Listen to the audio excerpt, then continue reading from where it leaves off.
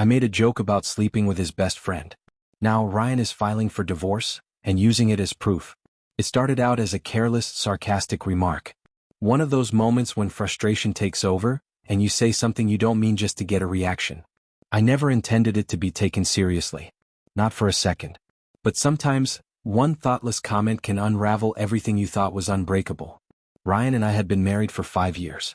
Our life wasn't perfect, but I believed we loved each other. Or at least I thought I did.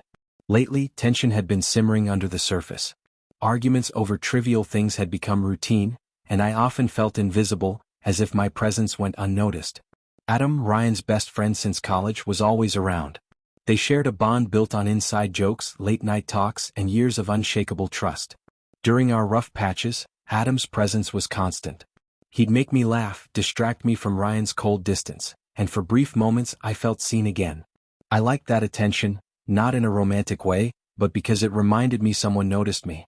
Ryan, on the other hand, seemed oblivious. I could have dyed my hair neon pink or worn a clown suit, and he probably wouldn't have looked up from his phone. One evening we were at a small dinner with friends, including Adam. The wine was flowing, the jokes louder than usual, and I felt daring, or maybe reckless. Someone teased about how close Adam was to both of us, and before I could think, the words slipped out. Maybe I should just sleep with Adam and see if he's better than you. The room froze. Laughter faltered. Adam chuckled nervously and excused himself to refill drinks. I tried to laugh it off. Relax, it's just a joke, I said. But Ryan didn't even look at me. His jaw was tight, his eyes cold. We went home and I expected an argument. Instead, he grabbed a blanket and slept on the couch. The following days were unbearable. He barely spoke. He wouldn't meet my eyes. When I tried to explain, he said simply, "You crossed a line." I couldn't understand it. How could a single joke shake him so deeply? I convinced myself he'd calm down. But he didn't. A week later, everything fell apart. I walked in from work to see Ryan sitting at the kitchen table, papers in front of him. My heart sank. "We need to talk," he said quietly. He handed me the folder. Divorce papers. "Ryan, you can't be serious," I whispered. "I am," he said flatly. "You humiliated me. You made a fool of me in front of my best friend. Do you know how that felt?" I tried to explain. It was just a joke.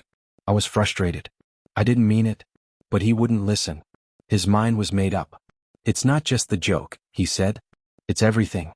Your distance, the way you look at him, the way you talk to him. You've been blurring lines for months." His words were like ice. There was a sliver of truth in them. I had sought Adam's attention to fill a void Ryan had left, not physically but emotionally. I wanted to feel noticed.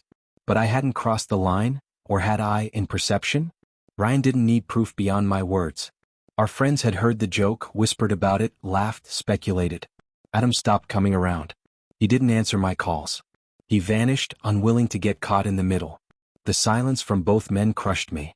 Then Ryan's lawyer contacted me. He was filing for divorce, citing emotional betrayal and public humiliation. The man I loved, the one I thought could forgive anything, was turning our life into a legal battlefield. I begged him to talk, to let me make it right. "You're throwing everything away over a joke," I cried.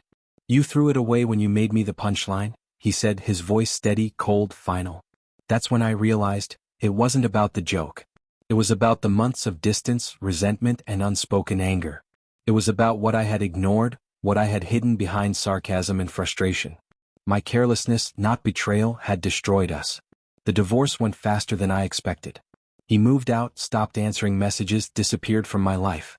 Friends chose sides, most siding with him.